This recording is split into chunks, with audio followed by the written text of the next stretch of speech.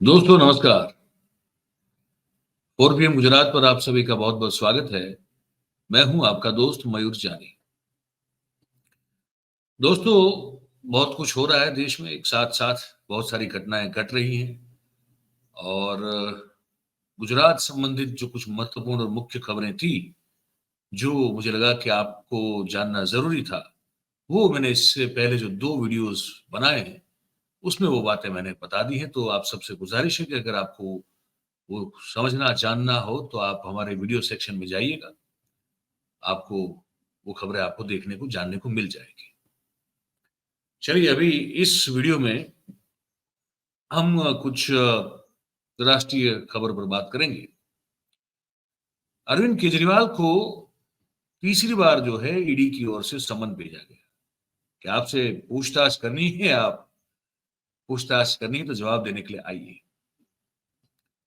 केजरीवाल जो है वो जब मैं बहुत बार बोल चुका हूं ये, भारतीय जनता पार्टी की जो वॉर टेक्निक है, अपने प्रतिस्पर्धी को या तो अपने राइवल को पछाड़ने की, इसमें जितने भी हथकंडे आजमाए जाते हैं, उन सब से शायद 1 किलोमीटर आगे है आम आदमी पार्टी। वो सब हथकंडे जानती है और उसको कैसे जो है निपटाया जा सकता है, इसका कैसे जवाब दिया जा सकता है, उस चीज़ में, उस बात में, उस जानकारी में आम आदमी पार्टी बीजेपी से आगे है, ये मैं हमेशा कहता हूँ। और ये ऑब्जर्वेशन है, ये कोई तारीफ भी नहीं है, लेकिन ये ऑब्जर्वेशन है मेरा। चाहे वो प्रचार-प्रसार के मामले में हो, चाहे वो प्रोपेगेंडा करना हो, चाहे वो कोई इमेज मेकिंग या ब्रेकिंग की बात हो, गुएरिला वॉरफेयर हो, बहुत सारी चीज़ें जो हैं, बहुत छोटी हुए होती है, ये पार्टी बहुत छोटी है अपने आप में। अभी भी 10 साल पहले शुरू हुई है, लेकिन फिर भी ये पार्टी जो है बड़ी एक इस मामले में सशक्त है कि बीजेपी को वो कहीं न कहीं मुँह की वो खा जाए, इस तरह से उसके साथ खेल खेल सकती है और बीजेपी ये जानती है। लोग कहते हैं कि वो बीजेपी की बी टीम है, मैं कहता हूँ हमेशा कि ये संघ की बी टीम है। तो आप समझ जाएँगे कि संघ की बी टीम है, तो लक्षण और वो सब जो तरीका है, वो तो वहीं से आता है फिर। तो केजरीवाल नहीं गए, उस समन के बाद भी केजरीवाल नहीं गए। नहीं गए उसके बाद थोड़ा अब जो है हंगामा खड़ा हुआ। भाजपा के जो नेता लोग हैं, कार्यकर्ता हैं, आईटी सोशल मीडिया और आईटी सेल के जो बेचारे काम करने वाले जिनका रोजी-रोटी चलता है, वो सब लोग हैं, वो सब जो है वो लगातार टूट पड़े हैं। तो केजरीवाल जो है जैसे मैंने कहा कि वो शायद इन सब से 1 आध किलोमीटर आगे चलते हैं हमेशा। वो भी जो है उन्होंने भी अपना जवाब दिया। आज इसी पर बात करनी है कि कानून और देश का संविधान 2 चीज़ें बड़ी महत्वपूर्ण होती हैं हमारे लिए। इसका पालन जो है वो सिलेक्टिव वे में क्यों किया और करवाया जाए? इस पर बड़े सवाल होने चाहिए, उठने भी चाहिए। केजरीवाल ने जो कुछ कहा है मैं आपको सुनाने वाला हूँ। पहले तो उन्होंने जो कहा, वो आप पहले सुन लीजिए। उन्होंने ये कहा सबसे पहले, ये सुनिए। शराब घोटाला। पिछले 2 साल से ये शब्द आपने कई बार सुना होगा। 2 साल से बीजेपी की सारी एजेंसीज कई रेड मार चुकी हैं, कई लोगों को गिरफ्तार कर चुकी हैं, लेकिन अभी तक एक भी पैसे का हेरफेर कहीं नहीं मिला। कहीं से एक भी पैसा नहीं मिला। अगर भ्रष्टाचार वाकई हुआ है तो इतने करोड़ों रुपए गए कहां? क्या सारा पैसा हवा में गायब हो गया? सच्चाई यह है कि किसी तरह का कोई भ्रष्टाचार हुआ ही नहीं। अगर होता तो पैसा भी मिलता।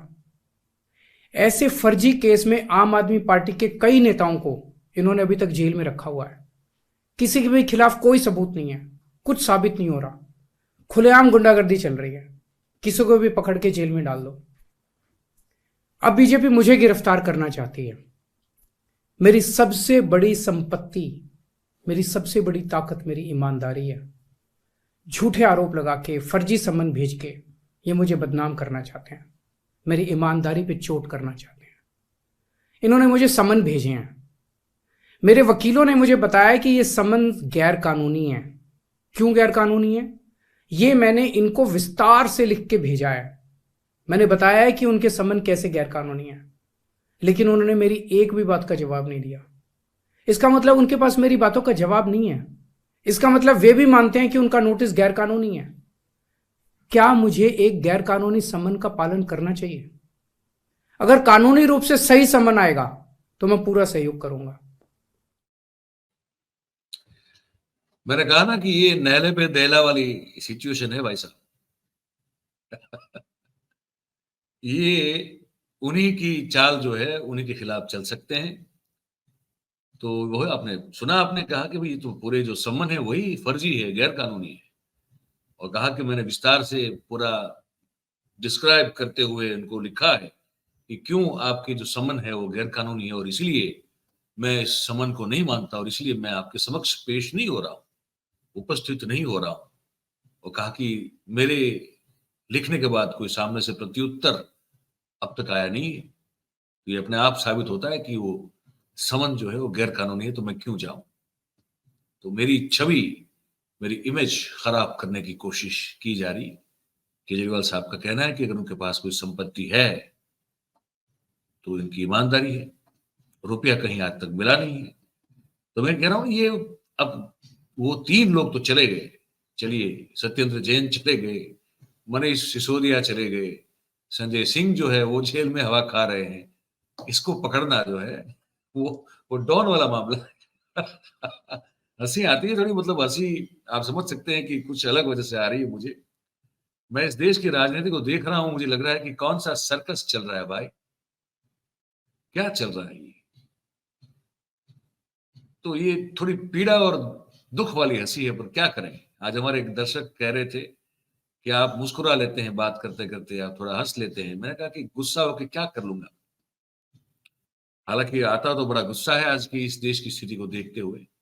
तो गुस्सा अगर हो भी जाऊं, चीख भी लूं, चिल्ला भी लूं, तो क्या कर पाऊंगा, कुछ नहीं। इससे अच्छा है कि थोड़ा हंस ले, देख लें ये जो सर्कस चल रहा है पूरे देश में।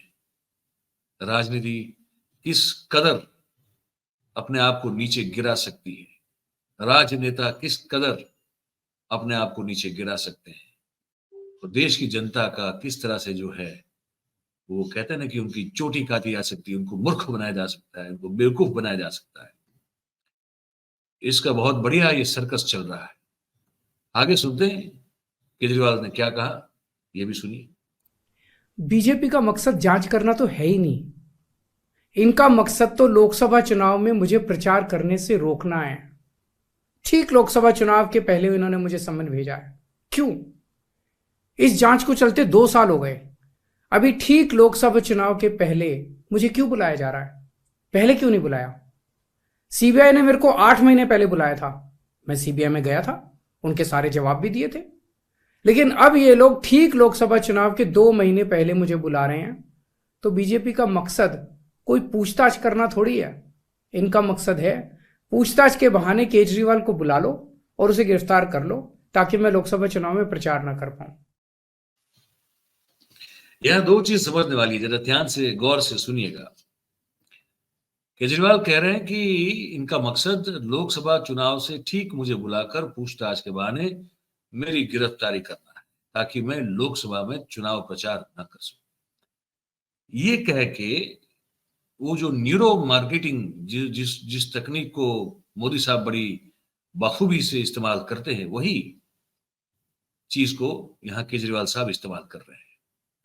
आप यकीन मानिए, आप जानते भी होंगे, मैंने कहा बड़ी छोटी पार्टी है ना, 2 राज्यों में, इसमें से एक तो पूर्ण राज्य नहीं है।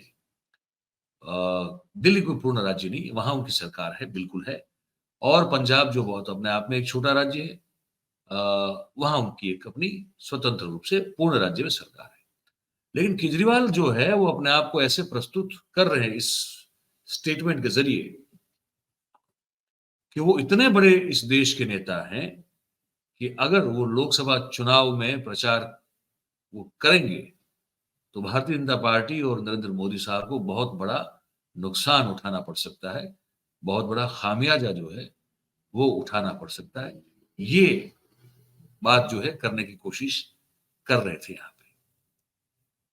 वो एक लगातार कोशिश रहती है। आप अगर देखें, इस देश में नरेंद्र मोदी को अगर टक्कर दे सकता है, या तो नरेंद्र मोदी अगर किसी के पॉलिटिकल राइज से, राजकीय राजनीतिक उदय से अगर डर रहे हैं, खौफ खा रहे हैं, तो वो सिर्फ और सिर्फ अरविंद केजरीवाल है। ऐसा एक मोदी वर्सेस केजरीवाल का एक काल्पनिक एक लड़ाई का दृश्य जो है वो लगातार खड़ा करने की कोशिश की जा रही है इस शराब घोटाले के चलते, या तो तथाकथित रूप से जो आरोप लगाए उस घोटाले का उसके चलते। उसमें कहीं कुछ हद तक वो थोड़े कामयाब भी हो गए थे। अगर राहुल गांधी का वो जो एक भारत जोड़ो यात्रा के बाद जिस तरह से एक उनका एक, मैं ये मानता हूं, कुछ लोग सहमत नहीं होते, मेरा ये मानना है कि उनकी छवि में आमूल परिवर्तन हुआ उस यात्रा के बाद। उसके बाद लगातार उनकी छवि बहुत मजबूत और बहुत सब मतलब उभर कर आ रही है। तो वो जब तक नहीं हुआ था तब तक इस दृश्य को प्रस्तावित करने में आम आदमी पार्टी और केजरीवाल साहब बिल्कुल सफल हुए थे कि नरेंद्र मोदी को अगर कोई टक्कर दे सकता है, कोई चुनौती दे सकता है, तो वो सिर्फ केजरीवाल दे सकते हैं। और अगर मोदी साहब भी किसी से खौफ खाते हैं तो सिर्फ केजरीवाल है। ये जो उनका स्टेटमेंट था, अभी आपने सुना, वो भी कुछ उसी तरह के न्यूरो मार्केटिंग का नमूना था कि मुझे गिरफ्तार कर लिया जाएगा ताकि मैं लोकसभा में प्रचार ना कर सकूं, और मगर मैं प्रचार नहीं कर पाऊंगा तो फिर मोदी साहब को टक्कर देगा कौन। आप समझ गए, ये राजनीति है। आखिर में उन्होंने जो कहा है वो भी सुन लीजिए आप। आज बीजेपी भ्रष्टाचारियों को नहीं पकड़ रही, बल्कि खुलेआम ईडी और सीबीआई का इस्तेमाल करके दूसरी पार्टियों के नेताओं को तोड़ के बीजेपी में शामिल करवाने का काम किया जा रहा है। एक नहीं, दो नहीं, कितने उदाहरण हैं जहां किसी पार्टी के नेता के खिलाफ ईडीआई सीबीआई के मामले चल रहे थे या उन पे गंभीर आरोप लगे हुए थे। जैसे ही वो नेता बीजेपी में शामिल हुए, उनके सारे पुराने मामले बंद कर दिए गए या ठंडे बस्ते में डाल दिए गए। तो जो इनकी पार्टी ज्वाइन कर लेता है उसके सारे मामले रफा दफा कर दिए जाते हैं। जो इनकी पार्टी में नहीं जाता वो जेल जाता है। आज मनीष सिसोदिया, संजय सिंह और विजय नायर इसलिए जेल में नहीं है कि उन्होंने भ्रष्टाचार किया है, वो इसलिए जेल में है क्योंकि उन्होंने बीजेपी में शामिल होने से इंकार कर दिया है। आज हम बीजेपी का मुकाबला क्यों कर पा रहे हैं? क्योंकि हमने कोई भ्रष्टाचार नहीं किया। अगर हमने जरा सा भी गलत काम किया होता तो दूसरे भ्रष्टाचारी नेताओं की तरह आज भी हम बीजेपी में शामिल हो चुके तो होते आज तक। इस तरह देश के ईमानदार नेताओं को जेल में डाल के और भ्रष्टाचारियों को अपनी पार्टी में शामिल करवा के ऐसे तो देश आगे नहीं बढ़ सकता। ये क्या चल रहा है? ये जो कुछ भी चल रहा है बहुत खतरनाक है। ये हमारे जनतंत्र के लिए बहुत गलत है। इसे रोकना होगा। मैं हमेशा देश के लिए लड़ा हूं। मेरा तन मन धन देश के लिए है। मेरी एक एक सांस देश के लिए है। मेरी खून की एक एक बूंद देश के लिए है। मेरे शरीर का एक एक कतरा देश के लिए समर्पित है। हमें मिलकर देश को बचाना है। मैं पूरी जी जान से इनके खिलाफ लड़ रहा हूं। आपका साथ चाहिए।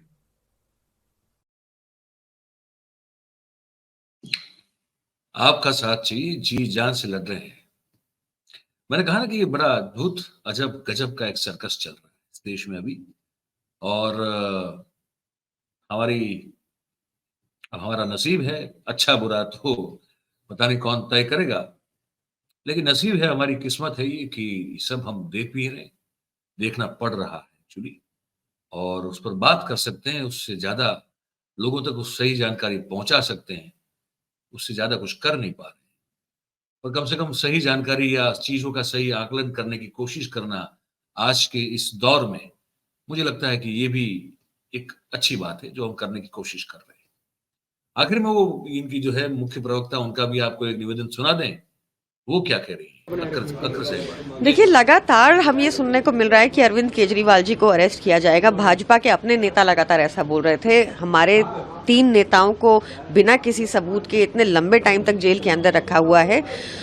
तो क्योंकि ऐसा इसलिए है क्योंकि भाजपा नीतियों में अरविंद केजरीवाल जी का मुकाबला नहीं कर सकती, और लगातार ऐसी कोशिश उनकी जारी है। वो कह रहे हैं कि एक तरह से अरविंद केजरीवाल के लिए भगोड़े शब्द का इस्तेमाल कर रहे हैं कि वो भाग रहे हैं।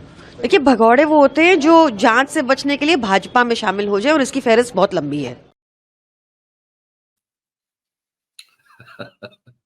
भगोड़े वो होते हैं जो जांच से बचने के लिए बीजेपी में शामिल हो जाए, और इसकी फहरिस्त बहुत लंबी है। बात सही है, ये बात भी सही है। तो ये चल रहा है, ये एक तरह से जैसे मैं कह रहा हूं कि सर्कस है, यहाँ रिंग मास्टर कोशिश कर रहा है अपनी चाबुक से उन सब प्राणियों को काबू में करने की जो अभी तक उनके काबू में नहीं आए हैं। तो चाबुक चल रही है, पर जो स्वतंत्रता चाहते हैं, जो डर नहीं रहे हैं, वो सब प्राणी जो है उस सर्कस में उस चाबुक के मार के डर से उस रिंग मास्टर के ताबे या उनके कैसा ना कि उनके चरण वंदना नहीं कर रहे हैं। हम लोग सब दर्शक हैं, अभी देख रहे हैं कि चाबुक कब तक चलती रहेगी, या तो ये चाबुक के डर से, इस मार से, ईडी या सीबीआई नाम की जो चाबुक है उसके डर से, उसके मार के डर से क्या सभी लोग जो हैं वो शरणागत स्वीकार कर लेंगे रिंग मास्टर की, या फिर चाबुक चलती रहेगी और विरोध भी चलता रहेगा। देखते हैं, आने वाले दिनों में हमको बहुत कुछ देखना है, सबको मिलके बातें भी करनी है, तो वो करते रहेंगे। आप क्या सोच रहे हैं इस बातचीत को सुनकर? आपके मन में जो भी विचार हो वो आप हमको इस कमेंट बॉक्स में नीचे देख रहे हैं उस पर लिख के जरूर से बताइए। और बात अगर आपको हमारी पसंद आ रही हो, सही और सच्ची और अच्छी लग रही हो, तो फिर आप जो है इस वीडियो को आप लाइक कर सकते हैं, इस वीडियो की लिंक को आप हो सके उतना शेयर कर सकते हैं, और हमारा जो चैनल है 4PM गुजरात, आपका बड़ा प्यार और स्नेह मिल रहा है, ऐसे ही उसको बनाए रखें। तो सब्सक्राइब करिए अगर आपने अब तक नहीं किया है तो, और अपने आसपास के लोगों से करवाइए। बहुत बहुत धन्यवाद करते हैं आप सभी का जो इस कार्यक्रम में हमारे साथ जुड़े। Thank you very much. नमस्कार।